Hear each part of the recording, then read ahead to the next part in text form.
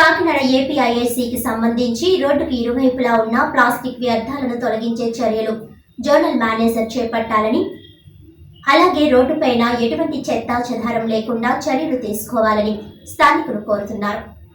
ఈ సందర్భంగా స్థానికులు కిరణ్ మాట్లాడుతూ, గత కొంతకాలంగా రోడ్డుపై ప్లాస్టిక్ సంచులను వేయడంతో పాటు రోడ్డు చుట్టుప్రక్కల ప్లాస్టిక్ వ్యర్థాలను కాల్చడం ద్వారా చుట్టుప్రక్కల ఉన్న ఫ్యాక్టరీలకు మంటలు వ్యాప్తి చెందే విధంగా ఉందని, అదేవిధంగా ఎప్పుడో 10 రోజులకు ఒకసారి కాల్వ పూడికలు తీస్తున్నారని, దానివల్ల వ్యాధులు వస్తున్నాయని, దోమలు విపరీతంగా పెరిగిపోతున్నాయని ఆవేదన వ్యక్తం చేశారు.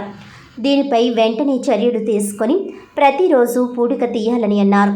అదేవిధంగా ఏపీఐఐసిలో ఉన్న పార్క్ స్థలాన్ని అభివృద్ధి చేస్తామని, ప్రక్కనే స్టార్ హోటల్ కూడా కట్టారని, ఇప్పటి వరకు అభివృద్ధి చెందలేదని, అంతేకాకుండా అడవిని మరిపించే విధంగా పార్క్ స్థలం ఉందని, వెంటనే పార్కు అభివృద్ధి చేసే చర్యలు చేపట్టాలని కోరారు.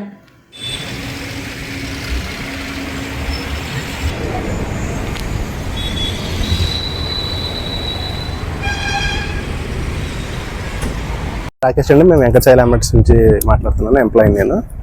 ఇట్లా ఇండస్ట్రియల్ ఏరియాలో ఇట్లా రోడ్డు మీద ఇలా చెత్త వేసేస్తున్నారండి. రోడ్డు మీద గ్యాప్ లేకుండా ఇక్కడ మురుగునీరు కూడా ఏమి క్లీన్ చేయట్లేదు. అక్కడ వేస్ట్ కూడా అలాగ ఉండొచ్చు, అక్కడే కాల్ చేస్తున్నారు. పైన కరెంట్ లైన్ ఉంది, అన్నీ ఉన్నాయి, కానీ చెత్త కరెంట్ లైన్ కింద కాల్ చేస్తున్నారు.